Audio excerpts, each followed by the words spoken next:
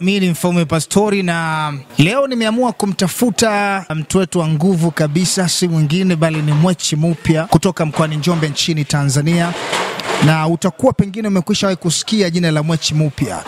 Yes, lakini katika masuala ya politics wanamfahamu kama Edgar Mtitu. Tuko naye leo hapa. So kwa nini tuko naye hapa? Yako mambo kadhaa ambayo ningetamani sana upate kuyafahamu kutoka kwake. Moja, Dar es Salaam nchini Tanzania, ukifika kule ukiwauliza wasanii wengi sana ambao hata mimi nimekwisha waona wamefika hapa, manake unaweza ukamzungumzia Pasha pengine. Yes, wako wasanii wengine wengi sana, ukiwaeleza tu jina la Mwechi Mupya basi watakwambia ni nani. Yes, lakini politics pia sisi ambao tunafuatilia masuala ya siasa pia ukituambia Edgar Mtitu, Mwechi Mupya pia tunamfahamu kama diwani. So nataka tuangalie ni mtu ambaye amekuwa akifanya kazi ya kuwaleta wasanii kutoka Dar es Salaam, wasanii ambao walikwisha kuwa mashuhuri sana nchini Tanzania, ambao ulikuwa unafahamu vizuri sana kina Juma Nature. Yes, na wasanii wengine wengi sana wamekwisha fika katika mkoa wa Njombe, lakini wanafika Mwechi Mupya. So ni kwa nini pengine anafanya namna hii, au ni kwa sababu gani pengine kaamua kutumia fursa hii? Na hii imekuwa ni kama vile kimbilio sasa la wasanii wengi zaidi, na nasikia hivi karibuni pia anakuja Mr Blue, mmoja wa wanamuziki pia ambao hata mimi nawafurahia sana.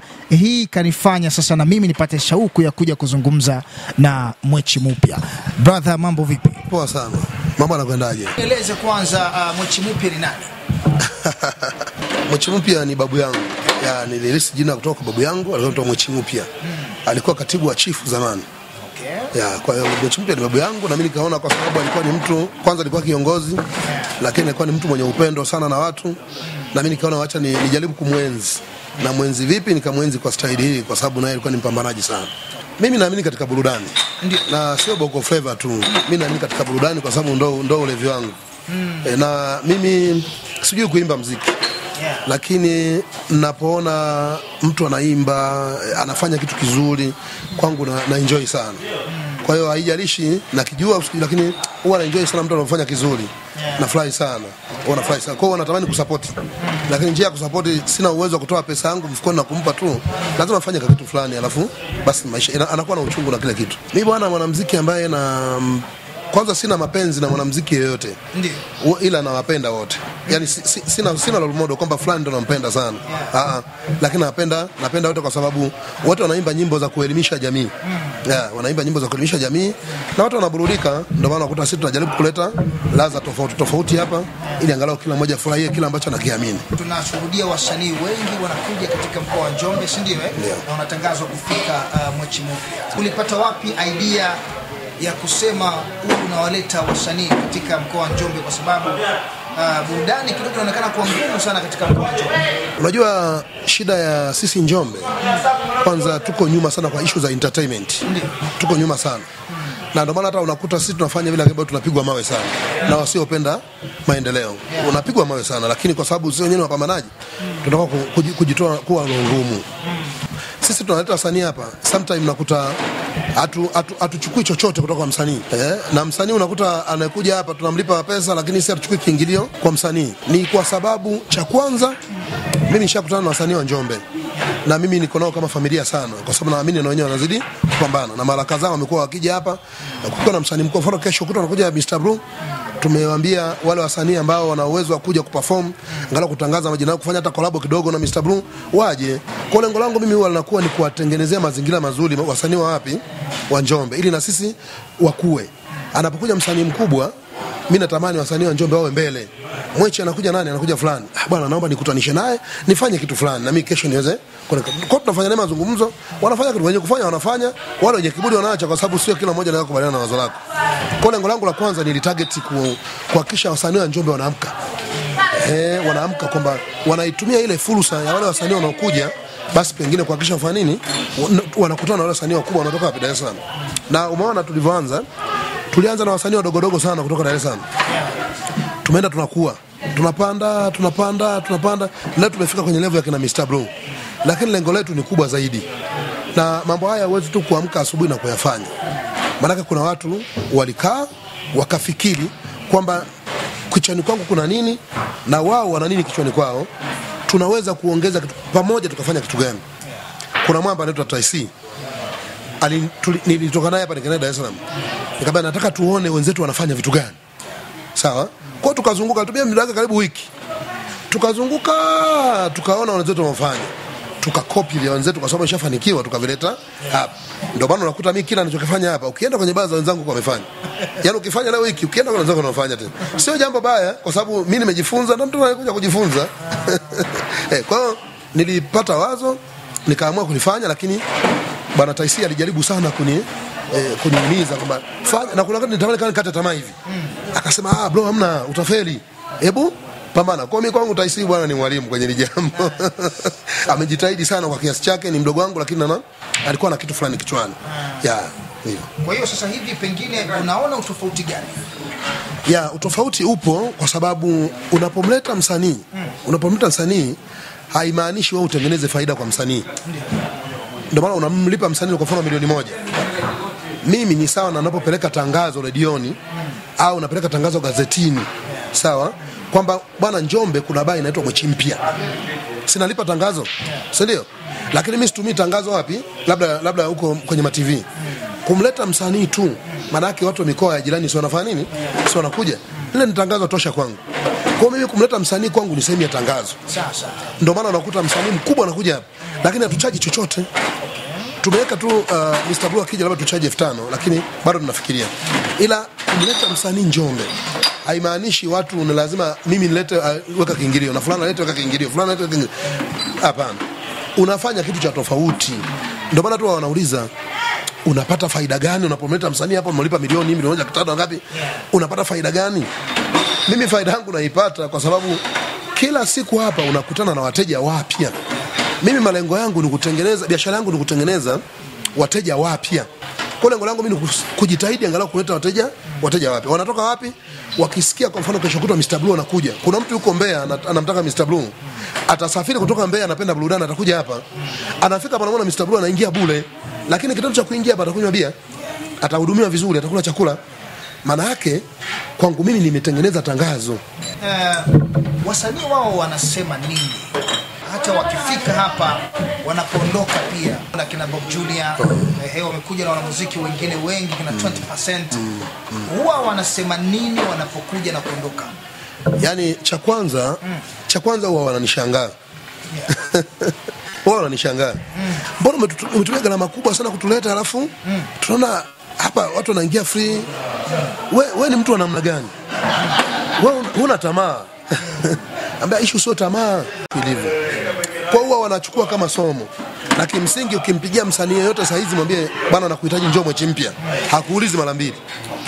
Muda huu atakwambia nije saa ngapi au lini. Kwa sababu anaamini kwanza anamlipa vizuri, sawa? Lakini mahusiano yetu na wao yanakuwa mazuri, hatujawahi kuwakwaza, na wakiondoka wanafurahia na tunaishi kama familia. Na ndio maana nimetengeneza sasa hivi familia kubwa sana kule Dar es Salaam. Kwa sababu ninapotoka hapa kwenda kule Dar es Salaam, wananiona kama Mwechimpia amekuja kama sehemu ya familia yetu. Kwa na enjoy, naona nimeongeza familia kubwa sana. Kwa kwangu mimi hakuna hasara. Sioni hasara yote ile. Unajua duniani brother, nikwambie, maisha ni watu. Maisha ni watu. Lakini hao watu unawatengenezaje? Mimi na falsafa yangu, hata watu wanaofanya nao kazi wanawaambia tengenezeni watu. Mtu aamue kukuchukia, akuchukie wewe kwa interest zake, yeye akuchukie wewe. Lakini sio mtu akuchukie kwa sababu ya matatizo yako. Kila mmoja duniani ana matatizo. Lakini akuchukie kwa yeye ameamua kukuchukia. Umeona? Lakini wewe tengeneza watu. Fanya kazi na watu. Uweze kumpendwa na kila mmoja. Inafanya kazi na watu. Na huwa anawaambia duniani mtu wa kwanza anayechukiwa ni mtu mvivu. Na duniani mtu wa kwanza anayechukia maendeleo ni mtu mvivu. Yaani mtu mvivu uko aina tofauti. Uko uvivu wa kufanya kazi, uko uvivu wa kufikiria. Unafahamu hicho kitu? Yaani kufikiri tu kuna uvivu, mtu kufikiri anajua kwamba wewe Mwechimpia pale lazima ameweka mganga, kuna mchawi, lazima mchawi yule jamaa. Umeelewa? Lakini nimekupa hapo somo. Kama anamlipa Mr. Blue anatoka Dar es Salaam, shilingi ngapi namlipa anakuja hapa? Lakini free of charge. Maybe free of charge. Sawa?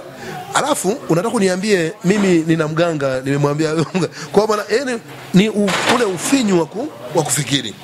Ni ufinyu, uvivu wa kufikiria. Lakini kuna mtu ni mvivu wa kufanya kazi ila anataka hela. Lazima uwe mwizi. Kwa hivyo mimi wanaambia vijana wenzangu, Sio kwamba mimi nimejipata, mimi sijajipata, mimi bado napambana, mpambanaji. Basi sogeeni tupambane pamoja. Sogea tupambane pamoja. Kuna kitu kizuri kwangu, chukua, kakifanyie kazi. Kuna kitu kibaya kiache kwangu, mimi nibaki nacho mwenyewe au nishauri.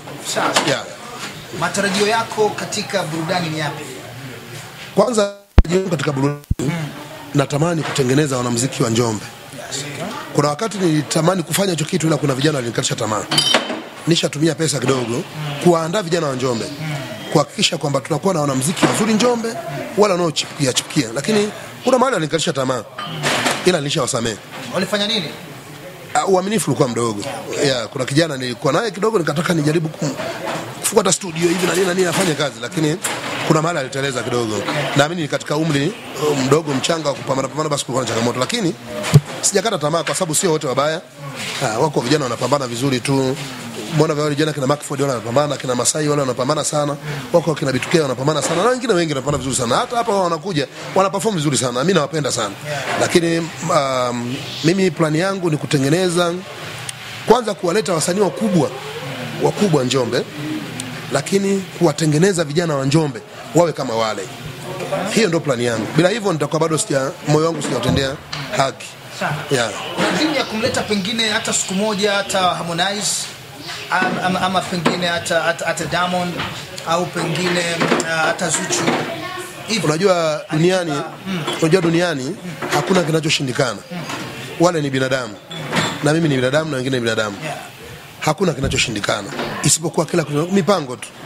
Mipango tu kwamba unamleta mtu huyu, sawa, unafanyaje? Hivyo najua ipo siku itawezekana. Kati ya hao unatamani pengine nani pata nafasi kesho pengine umlete Njombe kati ya hao Alikiba, Mr Blue pengine Alikiba, Diamond Platinum? Yaani mimi nikianza na Alikiba, nafikiri ndoto yangu itakuwa imetimia vizuri sana. Okay. Kwa sababu Alikiba mimi nampenda kitu kimoja yule jamaa. Sio mtu wa majigambo sana. Okay. Na sisemi wengine wana majigambo au ni wabaya, lakini najaribu kuangalia yeye, mashabiki zake wanavyomzungumzia na nini, hata mimi ninavyomuona, lakini naona kwangu mimi ni mtu pengine sahihi zaidi. Naweza nikaanza naye siku moja nikijaliwa, kama nitakuwa nimefika kwenye level hiyo. Sawa, kuna swali moja nikakuwa nikuulize hapa bwana. Hivi jana Simba na Yanga wamecheza. Kuna ukweli wowote kwamba Simba ikishinda biashara za baa huwa zinakwenda vizuri kabisa, au Yanga ikishinda mambo huwa hayako vizuri? Ndugu yangu, mimi kwanza ni declare interest. Mimi ni shabiki wa Simba. Kwa hiyo sitaongea kishabiki, lakini ndio ukweli wenyewe. Hakuna siku nzuri kwa sisi tunaofanya hizo biashara za pombe kama Simba ikishinda. Yaani ukiona Simba imeshinda, wewe andaa crate. Yaani story yako iwe vizuri. Mambo ni mazuri sana. Lakini angalia jana kwa mfano Simba imefungwa. Lakini maki wa Yanga asilimia karibu 90 waliondoka ba. Okay. Wameshinda ila hawafurahi ule ushindi wao. Lakini mashabiki wa Simba wamekesha mpaka asubuhi hapa. Okay. Wanasema sisi tunajifariji, pamoja tumefungwa lakini tunajifariji. Ipo siku tutashinda. Kuna tofauti kubwa sana. Ukiona kuna mechi, ukiona Yanga ameshinda siku hiyo, utauza energy nyingi sana. Okay. Na maji mengi sana. Lakini ukiona Simba ameshinda mzee, we. Biashara inakuwepo. Kwa hiyo siongee kishabiki, lakini ndio ukweli wenyewe. Okay. Tumeona kwenye mechi anazoshinda Yanga, tumeona kwenye mechi anazoshinda Simba. Nitakuita siku moja kuona mechi za Yanga. Alafu uone, nitakupa siri za ofisi. Uone namna ambavyo tunauza. Alafu nitakupa siku ya mechi za Simba, uone namna ambavyo tunauza. Utaona tofauti ya hicho kitu. Utaona tofauti kubwa sana. Mechi za Yanga utauza soda, maji, energy, utauza sana energy. Labda konyagi kidogo kwa sababu wanapenda sana mtelemko. Si wasemi vibaya, ni wateja wote, lakini wako hivyo.